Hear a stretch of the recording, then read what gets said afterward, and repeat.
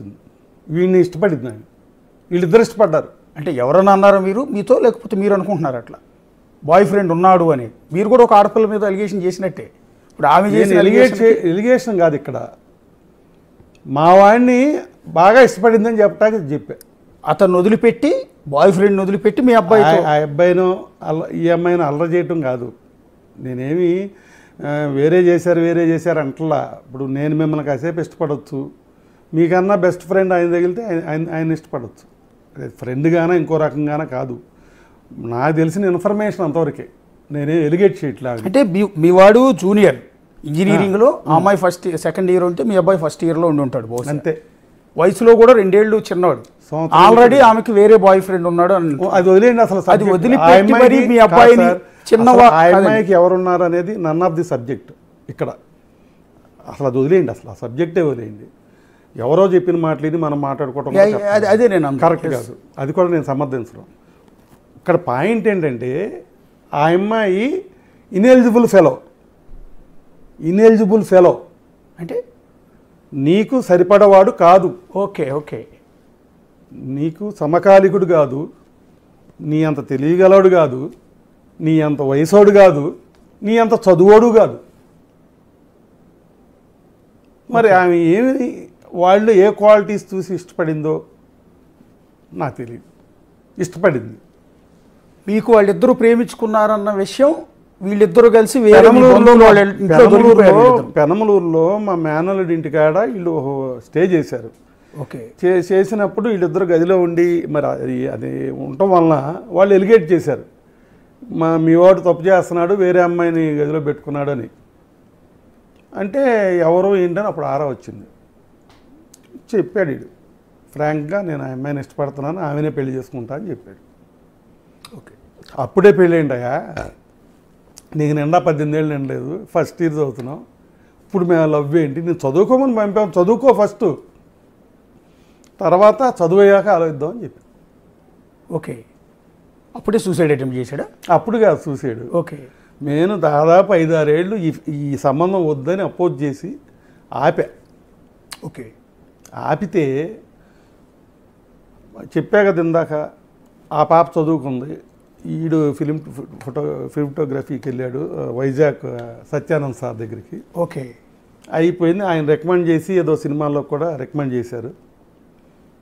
Cinema ఆఫర్లో వస్తున్నాయి. Okay. అప్పుడు వచ్చారు 3 ఏళ్ళ తర్వాత మళ్ళీ. అంటే చదువు అయిపోయినప్పుడు అడిగితేనేమో అలా చెప్పాం కదా, చదువు అయిపోయాక 3 ఏళ్ళ తర్వాత ప్రపోజల్ వస్తే కూడా మళ్ళీ పోస్ట్పోన్ చేశా, వద్దనే మీరు వద్దని. ఓకే.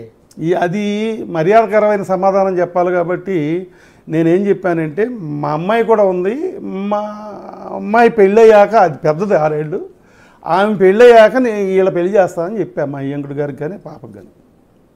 మళ్ళీ పాపం దాంట్లో వాళ్ళు ఏం తగాదా పడలేదు, సరే అట్లాగే కానీ అన్నారు. మళ్ళీ 3 ఏళ్ళు గడిచింది. నేను మ్యారేజ్, ఆ పాప పెళ్ళి అవ్వాల, నేను మ్యారేజ్ సంగతి ఎత్తాను. వీడు తరచూ ఆ అమ్మాయి దగ్గరికి వెళ్ళటం, వాళ్ళ ఊరు వాళ్ళ ఇంటికి వెళ్ళటం రావటం,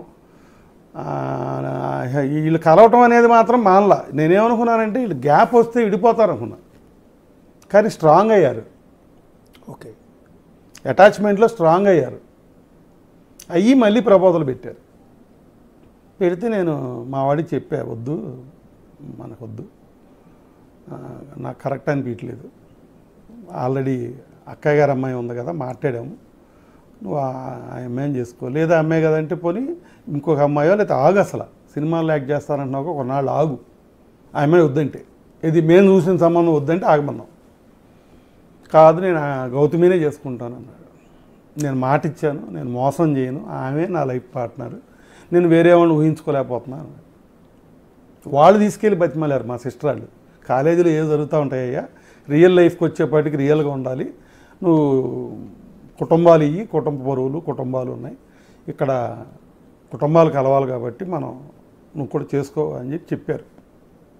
వీడిని తీసుకెళ్ళి 6 రోజులకు వాళ్ళు క్లాస్ తీసుకున్న చివరికి 6వ రోజు కోడీడు, నేను ఆ అమ్మాయిని మోసం చేయను, నేను మాట ఇచ్చాను, నేను ఆ అమ్మాయినే చేసుకుంటా గౌతమిని అని చెప్పి వచ్చేసాడు. ఓకే. వచ్చేసి మా దగ్గర ప్రపోజల్ పెట్టాడు. నేను అసలు ఏమి ఎరగనట్టుగా వెళ్ళిపోతున్నా. గమనించాడు. ఈడు ఆ అమ్మాయి ఏం మాట్లాడుకున్నారో లేకపోతే ఏం ఆలోచనలు చేశారో నాకైతే ఏం తెలియదు, కానీ స్లీపింగ్ పిల్స్ మింగాడు. ఓకే. నేను లేగట్లా, ఒక రోజంతా అయిపోయింది లేగట్లా. ఏంటని చూస్తే వీడు స్పృహలో లేడు. సిరి హాస్పిటల్ ఏలూరు అని డాక్టర్ సాయి గారి దగ్గర ఇతను అడ్మిట్ చేసాం. అడ్మిట్ చేస్తే ఒక 4-5 రోజుల తర్వాత నార్మల్ అయ్యాడు. ఇంటికి తీసుకొచ్చాం. వాళ్ళు వచ్చారు చూడటానికి ఈ అబ్బాయిని. మా ఇంటికి కూడా వచ్చారు. ఏమండి వాళ్ళిద్దరూ ఇష్టపడ్డారు, దాంట్లో మా పాత్ర ఏం లేదు కదా, అట్లా మీ పాత్ర లేదు, ఇష్టపడ్డారు కాబట్టి పెళ్లి చేద్దాం అనుకుంటున్నామని వాళ్ళ పేరెంట్స్ అన్నారు. నేను ఇంతకుముందు చెప్పిన సమాధానం చెప్పలేకపోయా వాయిదాకి. ఎందుకంటే ఇటు క్లియర్గా చెప్పేస్తున్నాడు. అసలు ఆ అమ్మాయి లేకపోతే నేను బతకనని చెప్తున్నాడు. ఇక నేనేం చేయను? అల్టిమేట్గా నాకేమో ఇష్టం లేకపోయినా కూడా పెళ్లి ఒప్పుకోవాల్సి వచ్చింది. అంటే సేమ్ కమ్యూనిటీ అండి మీరు వాళ్ళు?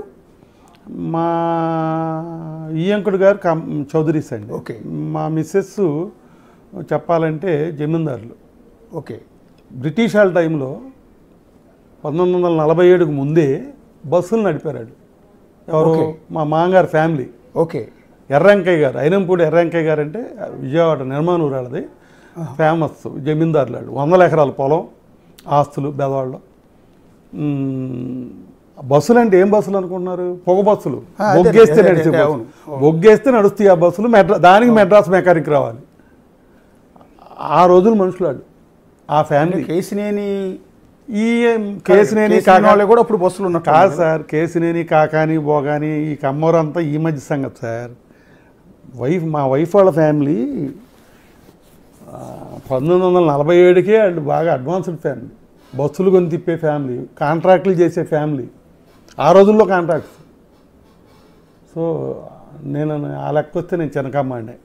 మాది కాకాని వెంకటరత్నం గారి ఫ్యామిలీ. కాకాని వెంకటరత్నం గారు కొన్ని లక్షల మందికి ఉద్యోగాలు ఇచ్చినా ₹1 తీసుకోలేదు. ఆయనకున్న 4 ఎకరాల ఆస్తి చివరిదాకా. వెంకటరత్నం గారు మినిస్టర్ చేసినా ఏం చేసినా